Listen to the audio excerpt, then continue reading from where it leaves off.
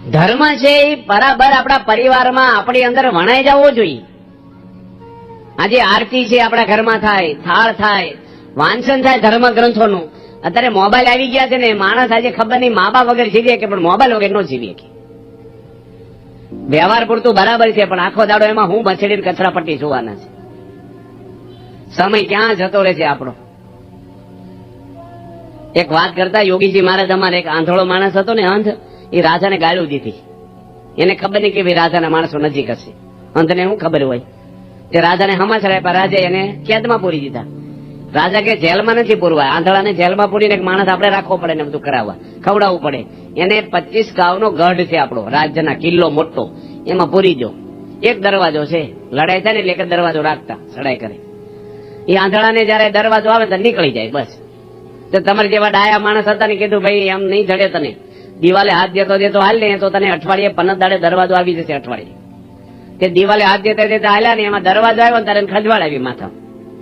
તે હાલતા હાલતા ખંજવાળ્યો, દરવાજો જતો રહ્યો, વળે હાથ દીધો પાછો, ફરી છકડાઓ ચાલુ. જો એમ આપણે ભગવાને આ મોક્ષનો દરવાજો આપ્યો છે, મનુષ્ય અવતાર, અને એમાં આપણે જો આગુ પાછું કરવા રહ્યા ને તો ગયા.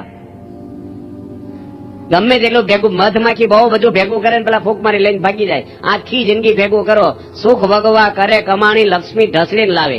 સુખ ભોગવાનું ટાણું આવે ત્યારે જમના તેડા આવે. આપણે દોણજામાં એક ઝવેરભાઈ છે, અત્યારે શેખ મને ખબર નથી, પણ 82ની સાલમાં એ દારૂ બહુ ને વેચતા ને પીતાય ખરા, અને બાપા એને છોડાયો દારૂ, પ્રમુખ સ્વામી. પછી સત્સંગના રંગે રંગાઈ ગયા અને મંદિર દોણધામાં કરવાનું હતું. જે ભાઈ લેસ્ટર ગયેલા, અને આ દોણધાના અમુક માણસો રહેતા હશે, તે ફાળો કરવા ગયેલા. તે કોઈ કીધું ભાઈ તમે દારૂ થોડો પીવો ને તો ફાળો આપી તમને. એ કે દારૂ તો ન પીવું કે એકવાર તો પીવો, રોજ ક્યાં પીવો છે કે કંપની આપો, અમારે પાર્ટી છે આજે. ત્યાંની લગાવ્યો એક પ્યાલો, અને પછી બાપા અમેરિકા તને ફોન કર્યો કે ફાળો સારો થયો છે, મેં આવ્યા છીએ અહીંયા મંદિર. સ્વામી કે પણ પીધું હું કામ તમે? કે સ્વામીને કોણ કહ્યું? સ્વામી કે ફોનમાં ગંધ આવે તમને. પ્રભુ સ્વામી કે ભગવાન તો બધું જાણે છે આપણું. એટલે આપણે આ બધા વ્યસનો છે ને એ બરબાદી છે. જીવન સારું કઢાય, ધર્મ હશે ને તો જ અધર્મ જાશે, નકર અધર્મ હશે ને કે હું ધર્મ નહીં આવે. ધર્મ લાવવો પડે આપણે આપણા હૃદયમાં. જરા ખોટું કરવું જ નથી, આપણે કોઈ પાપ કરવું નથી. બસ 5-25 વર્ષનું જીવન છે, શેના માટે બધા પાપ કરવા? આપણે હું પૈસા ભેગા કરીને કરવાના શું છે? હવે પૈસાનો કોઈ અંત છે? બહુ કરોડો રૂપિયા હોય તે પેલે કઢી વગેરે મને લગડી નાખતા છે મારી પાસે. એટલે 10 બંગલા હોય, 10માં આલોટવાનું છે. હુવા એક ખાટલો જોઈને, ખાવા 2 ભાખરી જોઈ, હું કામ ટેન્શન લઈને ફરવું કો દુનિયા આખી? ભગવાને આપ્યો જ ભોગવવું, નકર કાંઈ નહીં. પૈસાથી કઈ કિંમત નથી, ધર્મ વાળાની કિંમત છે સમાજમાં. આપણે એક બાળ મંડળનો છોકરો, એના પપ્પા ધામમાં ગયા, બહુ ગરીબ ઘરનો, ધોળકા બાજુ રૂપગઢ ગામનો પ્રસંગ છે, અને બાજુના 3-4 કિલોમીટરમાં મેળો ભરાણો હતો. બધા છોકરા જતા હતા. આ છોકરાની મમ્મીને કીધું મારે મેળામાં જવું છે, મેળો ભરાવાનો છે, ચકડોળ ને બધું હોય ને બધું ખાવા પીવાનું. એની મમ્મી ના પડે કે આપણે કઈ પૈસા નથી, મજૂરી હું કરું છું, એટલે તું મેળામાં જા તો તને આપું હું પૈસા? હું કે બધા સ્કૂલના છોકરા જાય મારે જવું છે. છોકરાએ હઠ પકડી, 50 રૂપિયા આપ્યા એને મમ્મી ક્યાંકથી ગમે તેમ કરીને. કાંઈ નહોતું ઘરમાં. છોકરો હાજે પાછો આવે ને એની મમ્મી પૂછ્યું કે વાપરી નાખ્યા પૈસા? ક્યાં વાપરી નાખ્યા? કે ક્યાં વાપર્યા? બસ કે વાપરી નાખ્યા. કે હું ખાધું? કે કશું ખાધું નથી મેં. તે સગડોળમાં બેઠો તો કે કશામાં બેઠો નથી. પૈસા? કે પૈસા વાપરી નાખ્યા. કઈ પીધું? કે કશું પીધું નથી. પૈસા ક્યાં વાપર્યા? કે ઉભો થઈને એના ખિસ્સામાંથી હાણસી કાઢી. કે મમ્મી તું ચૂલા પર જે તપેલી ઉતારે છો ને, આપણા ઘરમાં હાણસી નથી, અને ગાભાથી ઉતારે છો કપડા, તું દાજી જાશો. એટલે મેં આખો દાડો કાંઈ ખાધું નહીં, તારે હાટું હાણસી લેતો આવ્યો મેળામાંથી. કે આ સંસ્કારો આપ્યા છો. માતા ઉપર એને પ્રેમ હોય ની, મમ્મી પર તો છોકરાના આવા વિચારો આવે. એક ભાઈ સ્વામી આગળ આવ્યા હતા, મોરબી બાજુના. સ્વામીને કે છોકરો યુવાન કે છે કે મારા બાપને સમજાવી દેજો, નકર એનું લોહી શોષી લેશું. કે કેવું ઘરનું વાતાવરણ છે કયો? સ્વામી કે શાંતિ રાખ, તારા પપ્પા છે. ભગવાન રામ તો એવું કે છે કે એના મા બાપ દુરાચારી હોય ને તો મા બાપને દેવની જેમ પૂજા કરવી જોઈએ. એટલા ઋણ છે. એમ લખે છે 100 વર્ષ સુધી મા બાપની સેવા કરો ને તો એના ઋણમાંથી છૂટો નહીં, એટલું મા બાપનું આપણી પર ઋણ છે. આજે આને અહીં સાંભળવા મળ્યું છે મને, મા બાપ બિચારા પલાચારી ભોગવે છે.